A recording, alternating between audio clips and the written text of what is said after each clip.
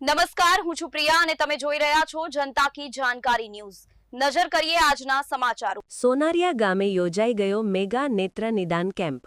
22થી પણ વધુ ગામના 198 લોકોએ લીધો લાભ, તેમજ ધાબળાનું કરાયેલું વિતરણ।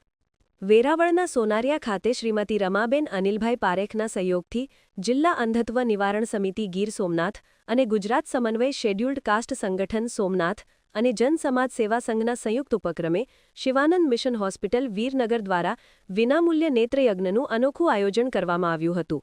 આ કેમ્પને ગીર સોમનાથ જિલ્લાના સમાજ કલ્યાણ અધિકારી શ્રી વી.કે. પરમારે દીપ પ્રાગટ્ય કરી ખુલ્લો મૂક્યો હતો। આ કેમ્પમાં વેરાવળ, તાલાલા અને સૂત્રાપાડા તાલુકાના 22 ગામના 198 જેટલા દર્દીઓએ આ કેમ્પનો લાભ લીધો હતો। આ તમામ દર્દીઓને વીરનગરના આંખને લગતા રોગના નિષ્ણાત દ્વારા નિદાન કરી અને દવાઓ પણ વિનામૂલ્યે આપી હતી, તેમજ ઓપરેશનની જરૂરિયાતવાળા 18 દર્દીઓને ત્યાંથી જ વીરનગર લઈ જવામાં આવ્યા હતા। નેત્રયજ્ઞ યજ્ઞમાં જન સમાજ સેવા સંઘના જયંતિભાઈ આંજણીનો ખૂબ સારો સહયોગ મળ્યો હતો। આ કેમ્પને સફળ બનાવવા પ્રાથમિક શાળાના આચાર્ય શ્રી અજયસિંહ ઝાલા, બાદલપરાના સરપંચ શ્રી તનસુખભાઈ વાળા, અરજણભાઈ સોલંકી, નારણભાઈ સોલંકી, મૂળાભાઈ સોલંકી, પ્રફુલભાઈ સોલંકી, આંગણવાડી કાર્યકર મોતીબેન સોલંકી, આશા વર્કરો તેમજ ગ્રામજનોએ ખૂબ જહેમત ઉઠાવી હતી।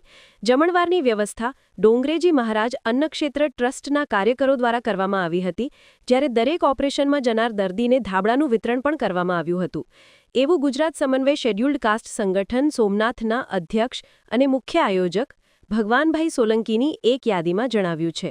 અહેવાલ ભીમજીભાઈ ભજગોતર, ગીર સોમનાથ।